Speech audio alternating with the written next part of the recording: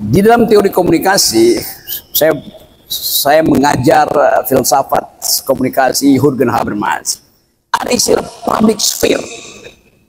Public sphere itu adalah ruang tempat negosiasi sistem kekuasaan dengan culture. Tapi di sini sistem kekuasaan itu menghegemoni culture, atau pakai bahasa Habermas, sistem kekuasaan itu mengkolonisasi culture. Akibatnya, culture gagap dan gugup untuk bicara. Universitas adalah culture. Menteri pendidikan adalah sistem. Kurikulum adalah cara untuk menghentikan percakapan kritis. Jadi kalau kita bilang bahwa di universitas masih ada kurikulum, itu artinya Anda tidak mungkin bebas mengucapkan pikiran, karena Anda dikendalikan oleh kurikulum negara itu. Anda tidak boleh kritik presiden. Rektor akan kehilangan kemampuan untuk mengucapkan pikiran karena dia tahu dia dipilih 30% adalah suara menteri yang adalah wakil presiden, wakil dari presiden. Itu intinya tuh. Yang kedua tadi, betul bahwa demokrasi itu dibutuhkan. Tetapi bukan dalam pengertian semua orang punya fungsi yang sama.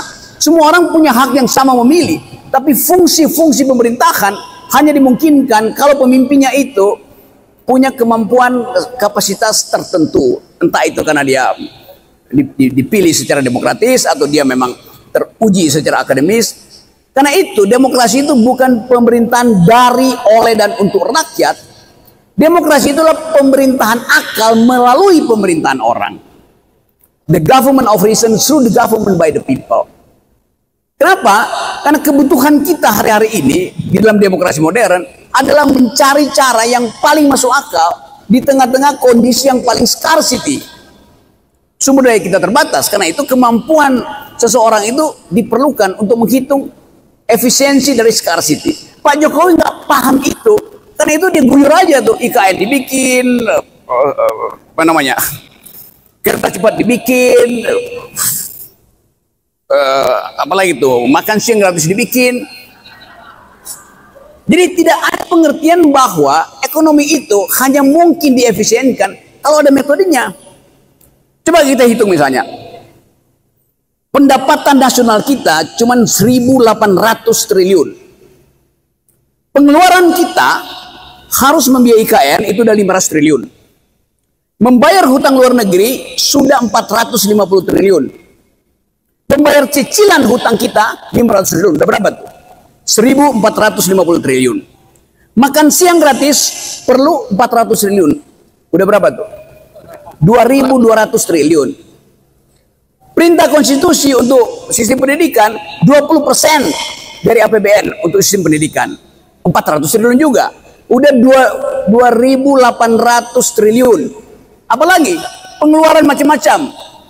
Kita akan mengeluarkan uang 3.200 triliun. Pendapatan kita cuma 1.800. Coba sodorkan pada Jokowi. Bagaimana caranya? Dia cetak uang aja kata Pak Jokowi. Mungkin begitu. Oke, cetak uang. Tapi uang kita begitu dicetak cuma berlaku sampai Cengkareng. Begitu terbang ke Singapura, harganya nggak ada tuh. Uang kita itu bukan kayak dolar yang berlaku seluruh dunia. Sehingga daya intervensi uang itu berlaku global. Uang kita begitu Anda embarkasi masuk pesawat, uangnya harus Anda tukar dolar, nggak berlaku di luar negeri. Jadi nilai mata uang kita itu tidak punya purchasing, tidak punya kekuasaan tuh. Tapi dipaksa untuk dicetak. Akibatnya apa? Inflasi. Kebanyakan uang beredar, harga-harga naik. Itu yang menjadi dilema dari seorang pemimpin tadi tuh. Tapi Jokowi bukan pemimpin, dia adalah penguasa. Dia tidak paham bahwa rasionalitas dari public policy itu ditentukan oleh kemampuan dia menghitung secara akademis. Itu intinya tuh. Jadi kita ingin ada pemimpin kita yang legitimasinya kuat, tapi kapasitas berpikirnya juga mumpuni. Itu aja prinsip yang paling sederhana. Jadi sekali lagi kita kembalikan pada universitas. Mau nggak Universitas Tirtayasa ini menjadi model pertama untuk menapis kedunguan-kedunguan calon pemimpin kita dari lokal sampai nasional. Itu aja kita bikin. Saya dengar tadi Pak Rektor lagi negosiasi dengan KPK untuk anti apa namanya? Gratifikasi. Anti gratifikasi. Bayangkan KPK mesti masuk kampus. Kalian tidak masuk akal, KPK masuk ke pemerintahan lah, ke DPR. Ngapain mencuri kampus sebagai tempat transaksi gratifikasi? Karena memang terjadi selama ini begitu. Kan beberapa rektor sudah ditangkap KPK kan. Jadi kecurigaan bahwa lembaga yang disebut sebagai lembaga memproduksi integritas justru lembaga yang dicurigai oleh KPK sekarang. Itu yang menyebabkan KPK bahkan pasang tagline berani jujur itu hebat. Itu artinya dari teori komunikasi, berani jujur hebat itu artinya menghina Anda sebagai dosen, menghina ulama, menghina guru. Dosen, ulama, guru dari awal dia jujur. Ngapain mesti berani jujur itu hebat? Tidak, memang dari awal dia ingin jujur. Hakim mesti dari awal ingin jujur.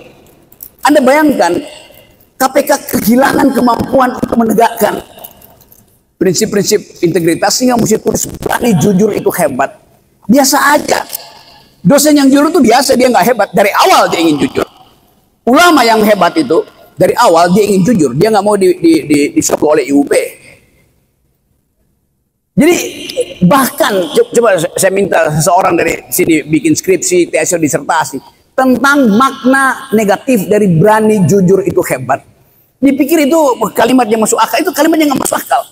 Kejujuran itu dari awal diberikan pada kita sebagai kualitas pertama manusia. Kejujuran.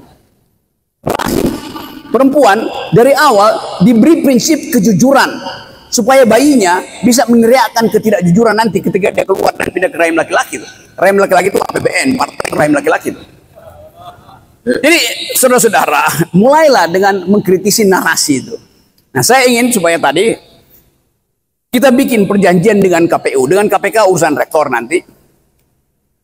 Kalian mahasiswa bikin perjanjian dengan KPU, BEM bikin perjanjian dengan KPUD bahwa semua calon hanya boleh lulus pencalonan kalau sudah datang ke sini dan bertengkar dengan mahasiswa.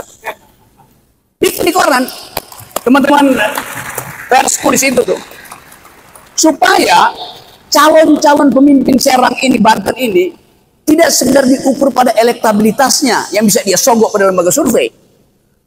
Pemimpin pertama kali dia mesti diukur pada prinsip etikabilitas, etikability. Kalau dia ngomong etikabilitas, artinya moralnya bagus, nggak pernah nipu, nggak pernah korupsi, dia boleh masuk dalam kompetisi dan diuji pada tingkat kedua, intelektualitas. Ada orang yang moralnya bagus, tapi otaknya nggak nyampe, tuh. Mau diapain? Nggak bisa pimpin. Jadi prinsip pemimpin pertama adalah etikability, and then intellectuality, baru tidak boleh kita uji elektabilitas. Elektabilitas nomor 3. Jadi pasang baliho gede-gede di depan rektorat. Kami butuh pemimpin yang lulus nomor 1 etikabilitas, nomor 2 intelektualitas, baru nomor 3 elektabilitas. Tanda tangan BEM dan Gunani.